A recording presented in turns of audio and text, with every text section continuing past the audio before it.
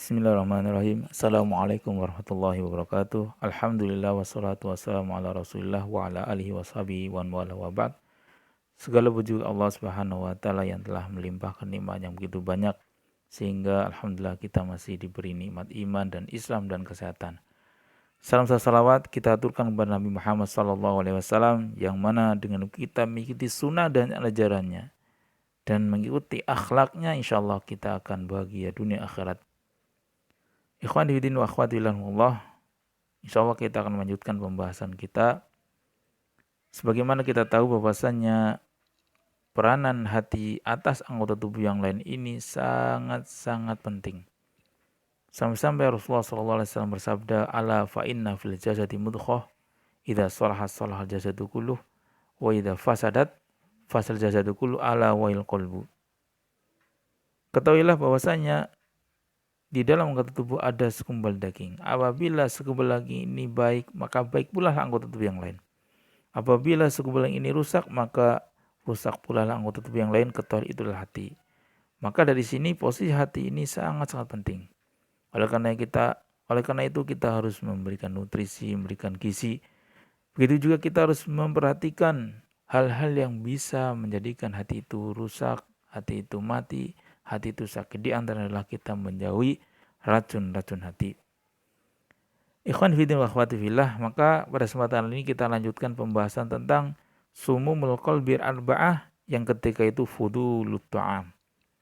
Itu 4 racun hati yang ketiga, ya, 4 racun hati yang ada 4 itu. Sekarang poin yang ketiga adalah fudul ta'am, berlebihan dalam makan. Ikhwan fillah wa akhwati fillah, makan adalah sesuatu yang wajib kita lakukan. Makan adalah kebutuhan anggota tubuh kita. Tapi perlu dipahami, jangan sampai kita berlebihan. Kenapa? Karena berlebihan ini adalah salah satu bentuk yang bisa menjadikan anggota tubuh ini rusak. Bahkan Rasulullah pernah bersabda, "Iyyakum wal khulu, fa in ahlaka man kana qablakum al khulu." Jauhilah sikap berlebih-lebihan. Kenapa? Karena sesungguhnya orang-orang dahulu sebelum kalian itu apa binasa karena sikap berlebih-lebihan. Maka berkaitan dengan makan pun sama. Di sini disebutkan bahwasanya qillatu ta'ami tujibu riqqatal qalbi wa quwwatal fahmi wa inkisaran nafsi wa dha'fal hawa wal khudub wa kasratu ta'ami tujibu didda dzalik.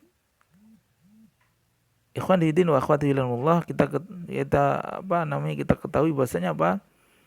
Sedikit makan akan melembutkan hati, menguatkan pemahaman, menguatkan pikiran, menguatkan daya ingat, dan akan menundukkan diri, akan rendah diri, tidak sombong,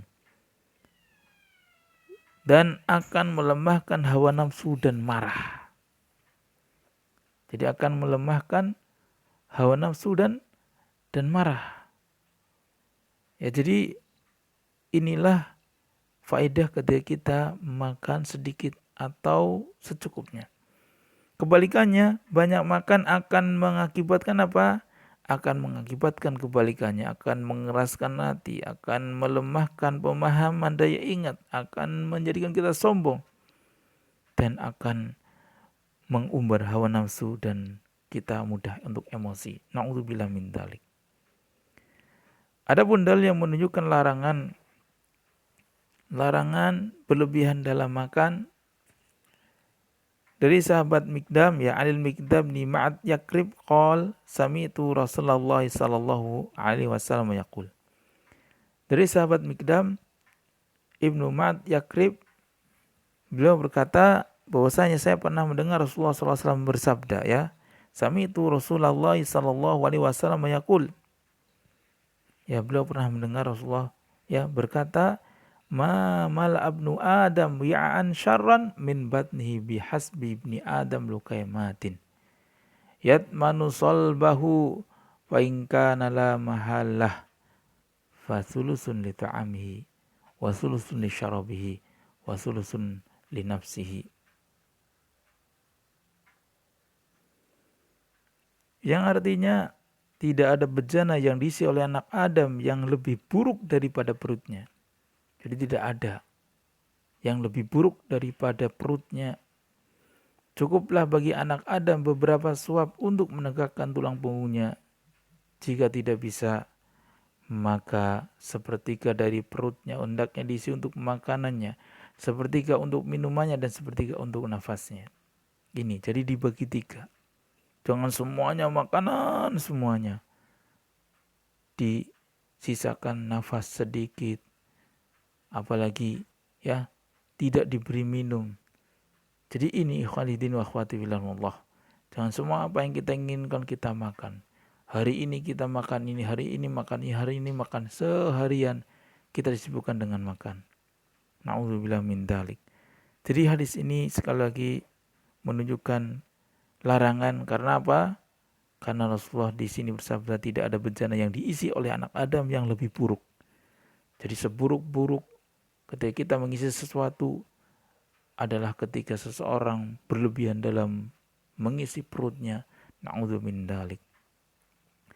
Adapun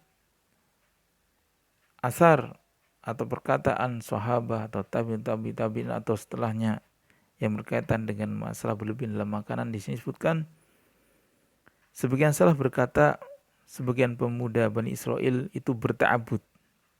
Ya, mereka berpuasa sambil ya berkholwat, ya menyendiri. Ya, bila datang masa berbuka, seseorang dari mereka berkata, la ta'kulu katsiran fatashrabu katsiran fatanamu katsiran fatakhsaru katsiran. Janganlah makan yang banyak, ya. Janganlah memperbanyak makan. Akhirnya apa? Sehingga minum kalian pun banyak. Lalu tidur kalian juga banyak. Maka akan banyak merugilah, ya.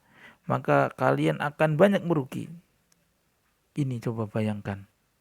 Jadi secara rentetan, ketika banyak makan, akhirnya membutuhkan banyak minum. Ketika banyak minum akan menjadikan badan itu berat, mata itu ngantuk, akhirnya tidur. Ketika banyak tidur, makanya kesempatan-kesempatan emas untuk beribadah pun terlewati, akhirnya jadi orang yang merugi. Na'udzubillah min dzalik. Dari sahabat Aisyah radhiyallahu anha, beliau pernah berkata, "Ma syabi'a ala Muhammadin sallallahu alaihi wasallam." Tidak pernah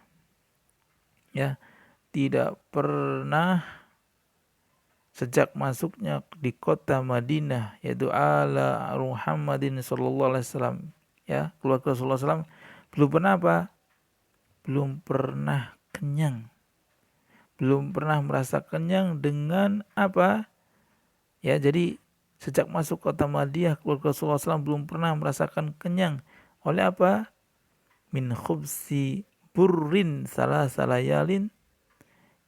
Ya, tidak pernah merasa kenyang oleh roti gandum selama 3 hari, bahkan berturut-turut sampai beliau wafat, sampai beliau dijemput oleh Malakutul Maut.